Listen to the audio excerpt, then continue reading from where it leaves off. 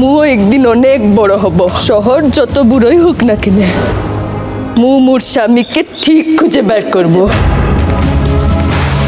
অগ্নিশিখা 25শে জানুয়ারি থেকে প্রতিদিন রাত 8টায় শুধুমাত্র সান বাংলায়। কি হয়েছে বলবি তো? সাবধানে, আমি তো বলছি দরকার আছে একটা। বল। শোনো, বলছি রাতের বেলা তো একটা ফুলসজ্জার অনুষ্ঠান হবে, কিন্তু তাদের নিয়ম কি কি আমি তো জানি না। ওখানে সবার সামনে তুমি বলো। কি হলো? নমস্কার ঠাকমা। ও সরি, ঠাকমা না তো, কি যেন, ভালো মা, রাইট? আমিও দেখতে যাচ্ছি। আচ্ছা, কোথায় যাচ্ছেন বলুন তো? হ্যাঁ, কোথায় যাচ্ছেন? আমি তো আমার লিগ্যাল বউয়ের সঙ্গে কথা বলছি, উফ, তাতে আপনি অন্যত্র যাচ্ছেন কেন? আচ্ছা বলো, হ্যাঁ, তোমার লজ্জা করে না? লজ্জা কেন বলুন তো? এতগুলো বছরের পর তুমি আবার এই বাড়িতে কি এসেছো? করবো বলুন, বাধ্য হচ্ছি এই সিন ক্রিয়েট করতে। আপনার ছেলে খুব ভালো করেই তো জানেন উনি কিরকম।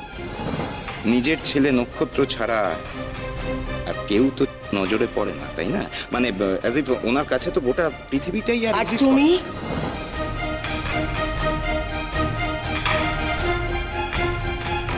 তোমার কোনো দায়িত্ববোধ আছে? আমার দিদি ভাইয়ের প্রতি তোমার কি কোনো দায়িত্ব নেই? হ্যাঁ, আছে তো, আছে তো। আমি 100 ভাগ চেষ্টাও করি সেই দায়িত্ব পালন করার, কিন্তু কি বলবো বলুন তো, সেই দায়িত্ব পালন করতে গেলে যে পয়সা লাগে ঠাকমা। সরি ঠাকমা না, ভালো পয়সা লাগে, তাই না? তা একটা কাজ করুন না, আপনার ছেলেকে বলুন না একটু পয়সা করি কিছু। পল্লব, হ্যাঁ, তুমি যাও এখান থেকে। এদিকে এসো। বাবা দাঁড়াও, চলে যাও। কেন আমাকে সবার সামনে বারবার লজ্জিত করছো তুমি? দেখি বাবা, প্লিজ গয়নাগুলো তো বেশ দাম আছে। হ্যাঁ, বলছি না, আমার গায়ে হাত দিও না। কেন হাত দেবো না? শোন, হ্যাঁ? তুমি আমার লিগ্যাল ওয়াইফ, হাত দেবো না? কি করবে? চিৎকার করবে? করো, আই ডোন্ট কেয়ার। শোনো, এই গয়নাগুলো বাড়িতে নিয়ে আসবে, বুঝেছো? এর একটা গয়নাও যদি আমি বিক্রি করতে পারি না, আমার যা যা ধার আছে সব কিন্তু শোধ হয়ে যাবে রাধিকা, ভেবে। বন্ধু এসছো যখন খেয়ে যাও, ওকে? ভাই চল তো, বাবা ডাকছে। আয়।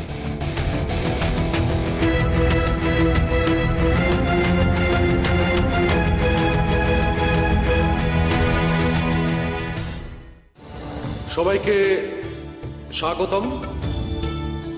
আজ দেবরায় পরিবারের অত্যন্ত আনন্দের একটি দিন। দেবরায় পরিবারে আমাদের নতুন অতিথি অহনা। এই শুভ দিনে আমি নক্ষত্রকে অনুরোধ করব আমাদের সবাইকে একটা গান শুনুক।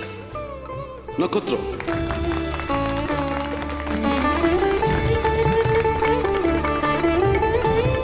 তবে নক্ষত্র আজ একা গাইছে না, আজ নক্ষত্রের সঙ্গে গাইবে আমার মেয়ে রাধিকা।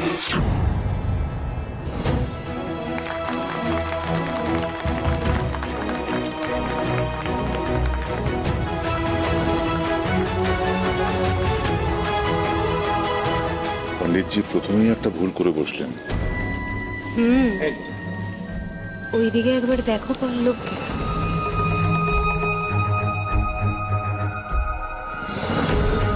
আজ একটা খুবই আনন্দের দিন।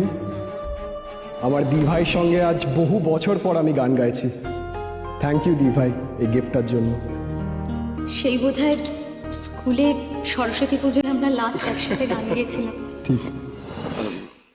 তোমার বউও তো মনে হচ্ছে খুব ভালো গান গায়। অবশ্য এতদিন নিজের বাবার ছত্রছায়ায় ছিল না, এখন এসেছে, নিশ্চয়ই উন্নতি করবে। এই রাগটা আমাকে দেখিয়ে কোনো লাভ নেই, যাদের দেখানোর তাদের দেখা।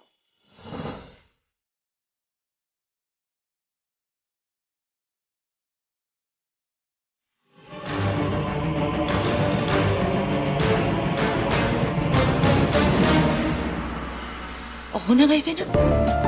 বিয়ের আগে তো সরস্বতী মা বলে ঘাড়ে চেপে বসেছিল, এখন কি হলো? বিয়ের পর দেবী সরস্বতী আসলে তার বাহন হয়ে গেছেন, অর্থাৎ ওই প্যাক হাঁস। মানে আপনি পল্লব শশাঙ্ক দেবরায়ের একমাত্র জামাই। ও রাধিকার হ্যাঁ, আগে রাধিকার একমাত্র স্বামী।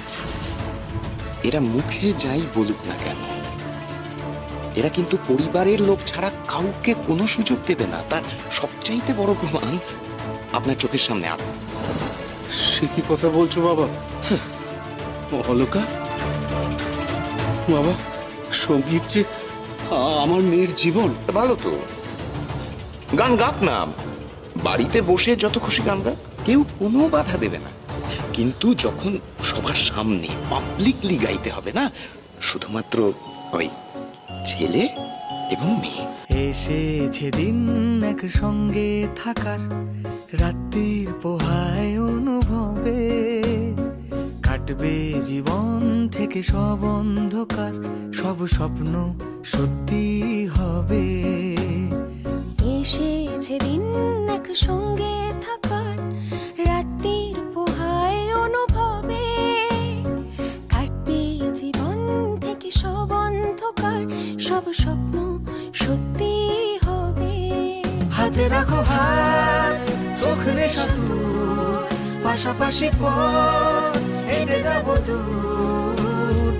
এসেছে দিন এক সঙ্গে থাকার, রাত্রির পোহায় অনুভবে কাটবে জীবন থেকে সব অন্ধকার, সব স্বপ্ন সত্যি হবে।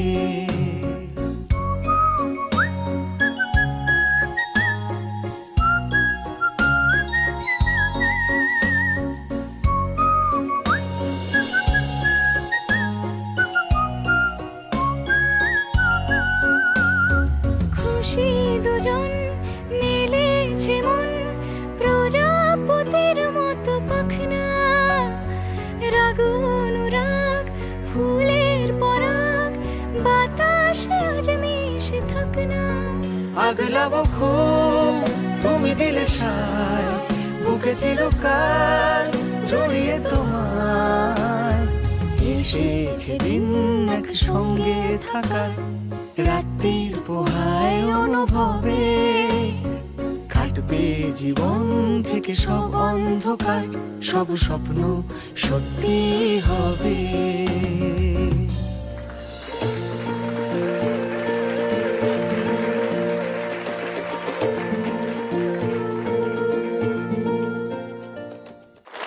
অ্যাটেনশন এভরিওয়ান, আমার একটা খুব ইম্পর্টেন্ট অ্যানাউন্সমেন্ট করার আছে।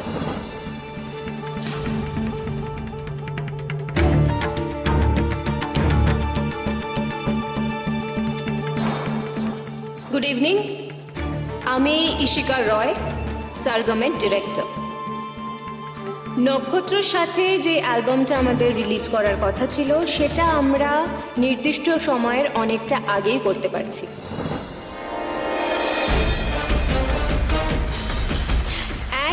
অ্যান্ড সরগম নক্ষত্রকে যে রেমুনারেশনটা প্রমিস করেছিল, তার এক্স্যাক্টলি ডাবল ওকে দেওয়া হচ্ছে। This are the contract papers.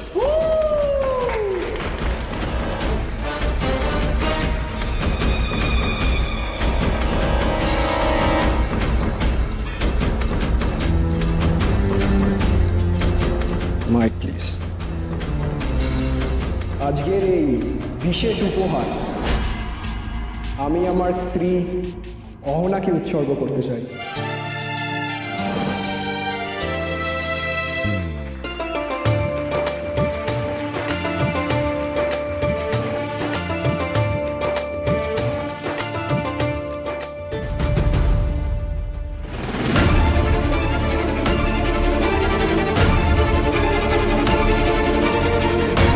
Ahana, তোমার জন্য।